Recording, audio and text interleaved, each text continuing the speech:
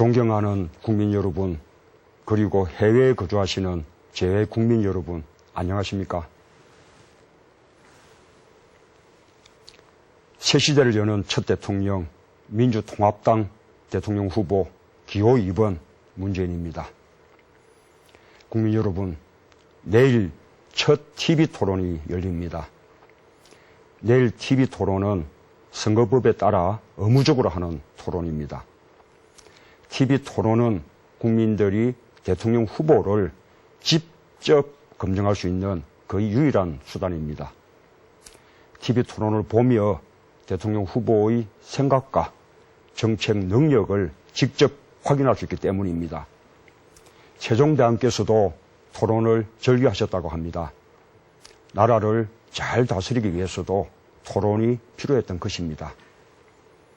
그런데 이번 대선에서는 TV토론이 사라졌습니다. 안철수 후보와의 단일화 토론이 딱 한 번 있었을 뿐, 박근혜 후보와의 TV토론은 단 한 번도 열리지 못했습니다. 1997년 대선에서는 54번, 2002년 대선에서는 27번, 2007년 대선에서도 11번이 열렸던 TV토론이 이번 대선에서는 단 한 번도 열리지 못하고 있습니다. 이러다가는 선거법에서 규정한 3번의 의무적 TV토론만으로 선거가 끝나지 않을까 염려가 됩니다. 그것만으로는 너무나 부족합니다. 1국의 대통령을 뽑는데 토론이 3번뿐이라는 것은 말이 되지 않는 일입니다. 좀 더 많은 TV토론을 통해 국민들께서 후보의 자질과 정책을 직접 판단할 수 있도록 해야 합니다. 그것이 대통령 후보들의 의무라고 저는 생각합니다. TV토론을 피하는 것은 국민에게 무책임한 일입니다. 유권자에게 불성실한 태도입니다.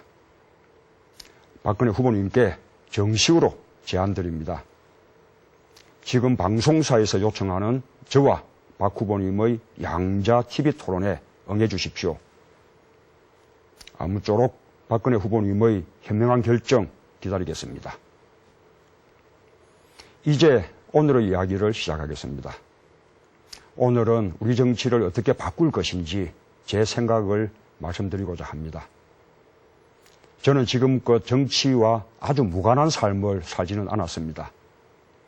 학생운동도 일종의 정치적 저항이었고, 인권 변호사로 일했던 것도, 민주화운동을 했던 것도 넓은 의미의 시민정치였습니다. 참여정부 때는 청와대에서 일했고, 노무현 재단 이사장으로도 일했습니다. 모두 정치와 무관한 일은 아니었습니다. 그러나 직업 정치의 길은 마다해 왔습니다. 그것이 제 길이 아니라고 생각했기 때문입니다. 국회의원에 출마하라는 요구가 여러 번 있었지만 사양했습니다. 출마 요구를 피해 히말라야 트레킹을 떠나기도 했습니다. 그랬던 제가 직업 정치의 길에 들어섰습니다.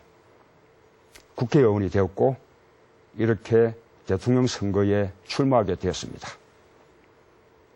제가 직업 정치의 길을 선택한 것은 이명박 정부와 정치에 대한 국민들의 절망을 보며 저라도 나서서 정치를 바꾸고 국민의 삶을 개선시켜야겠다고 결심했기 때문입니다.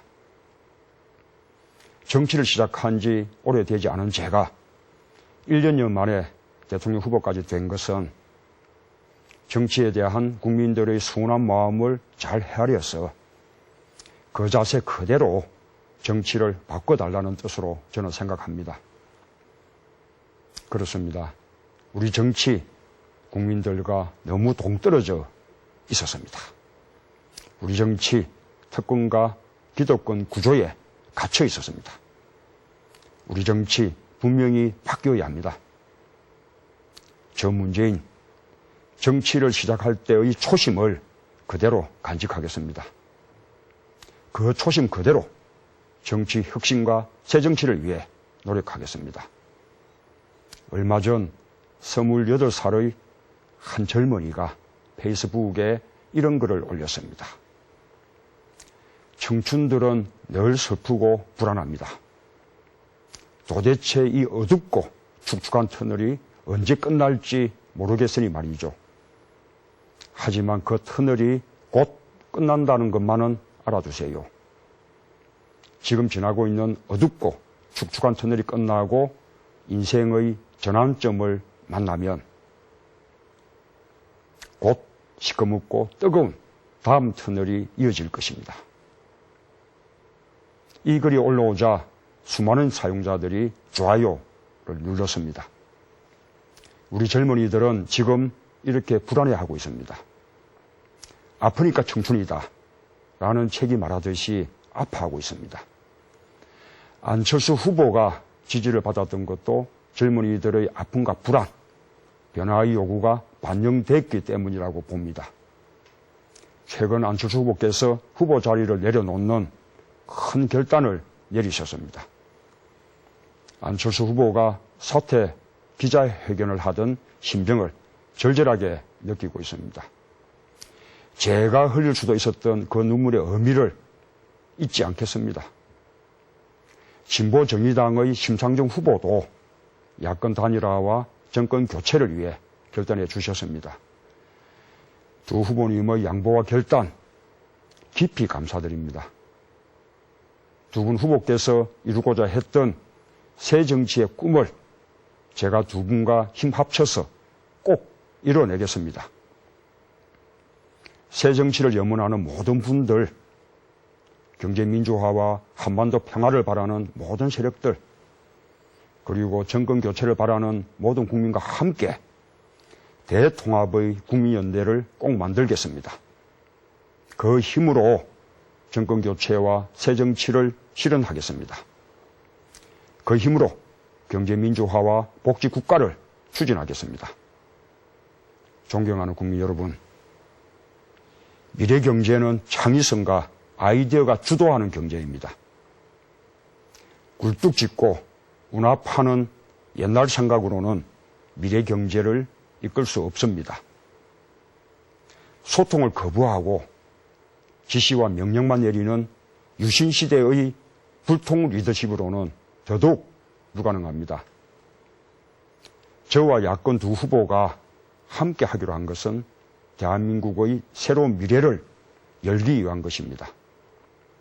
두 분 후보는 저와 함께 무거운 짐을 나누어지고 함께 미래로 나아갈 가장 든든한 동반자입니다. 국민 여러분, 저 문재인, 안철수, 심상정 후보와 함께 미래로 나아가겠습니다. 새 시대, 새 정치, 복지국가, 미래경제. 혼자 하려면 어렵지만 함께 하면 가능합니다.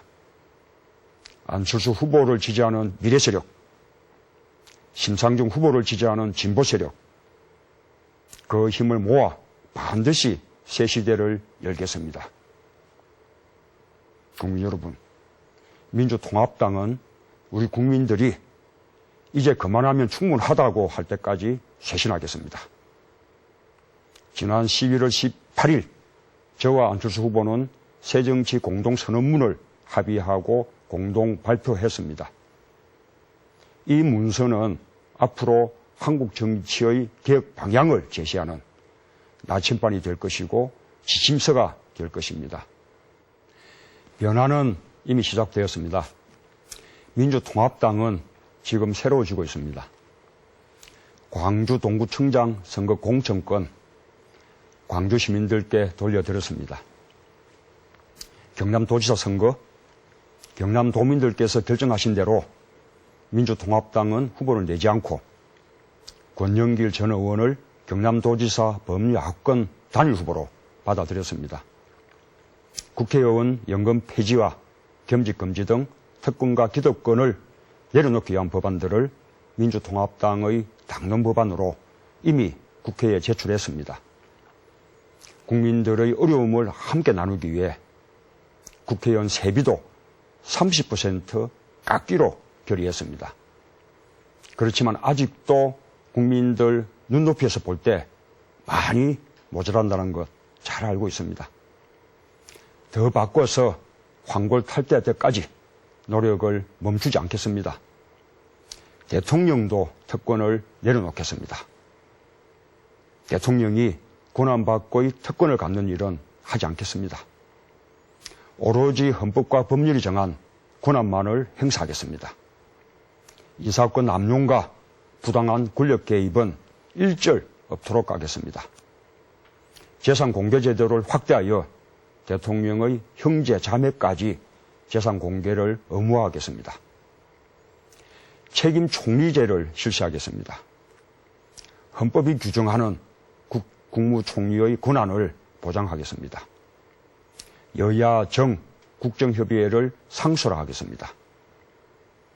5대 국정현안, 즉 경제민주화, 일자리, 복지, 평화, 정치개혁을 협의회에서 상시적으로 논의하겠습니다.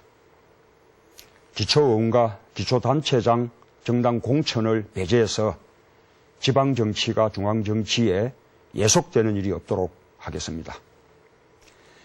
대통령 선거에 결선 투표제를 도입하겠습니다. 국민 절반 이상이 지지하지 않는데도 40%의 득표만으로 대통령이 되는 문제점을 극복하고 결선에 나갈 후보를 국민들이 직접 선택할 수 있도록 하겠습니다. 존경하는 국민 여러분, 검찰개혁은 초미의 과제입니다. 국민 여러분도 잘 아시다시피 힘없고 가진 것 없는 국민은 안중에도 없고 무소불위의 권력을 휘두르는 특권 기관이 검찰입니다. 이제 검찰은 검사가 자신이 조사하던 피의자 여성과 성관계를 하는 지경까지 이르렀습니다. 특가 검사, 스폰서 검사, 그랜저 검사, 벤처 검사에 이어 이제 성추문 검사까지 나타난 것입니다. 왜 이런 일들이 연이어 일어나고 있는 걸까요? 대한민국은 검찰공화국이다. 이런 말이 나올 정도로 검찰은 어떤 견제도 받지 않고 오로지 정권의 눈치만을 보고 있기 때문입니다. 정권의 하수인이 되는 대가로 스스로 독점 권력을 누리고 있기 때문입니다. 검찰 권력은 이제 민주주의와 인권을 위협하고 사회의 기강을 파괴하는 위험 수위에 이르렀습니다. 이 문제는 검찰총장 바꾼다고 법무장관 바꾼다고 해결될 문제가 아닙니다. 독점된 검찰의 권력을 분산시키고 견제해야 합니다. 지금처럼 검찰이 정치검찰이나 청와대 법률회사라는 비웃음을 사지 않고 법과 원칙에 따라서 소신껏 수사를 할 수 있는 조직으로 거듭나야 합니다. 지금처럼 검찰이 수사와 기소의 권력을 독점하는 체제는 반드시 개혁되어야 합니다. 검찰 인사제도를 과감하게 쇄신하겠습니다. 대통령의 검찰총장 임명권을 국민에게 돌려드리겠습니다.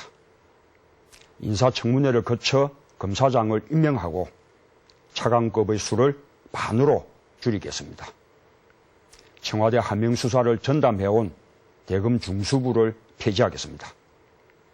그리고 권력의 눈치를 안 보는 독립된 수사기구인 고위공직자 비리수사처를 신설하겠습니다. 부정부패를 건절하기 위해 국가청렴위원회를 부활하겠습니다. 뇌물, 알선수재, 알선수뢰, 배임, 횡령 등 5대 부패 문제에 대해서는 양형을 강화하겠습니다. 국민 참여 재판을 의무화하고 부패 비리 전력자의 정부 참여를 배제하겠습니다. 국민 여러분, 이번 대선은 다음 중부 5년만 결정하는 선거가 아닙니다. 이번 대선은 앞으로 10년, 20년의 미래를 결정하는 선거입니다. 우리 자녀들, 우리 국민들이 꿈을 꿀 수 있는 새 시대의 미래로 갈 것인가? 아니면 꿈조차 꿀 수 없는 이명박, 박근혜 정부에 머물러 있을 것인가? 이번 대선이 우리의 미래를 결정합니다. 새 시대를 열기 위해 저 문재인은 먼저 정치부터 바꾸겠습니다. 국민이 존중받고 주인되는 새로운 정치를 하겠습니다. 당 혁신도 국민들이 오케이 할 때까지 계속하겠습니다. 그래서 저 문재인 새 시대를 여는 첫 대통령이 되겠습니다. 민주정부 10년을 뛰어넘는 더 새롭고 더 개혁적이고 더 강하고 더 유능한 정부를 만들겠습니다.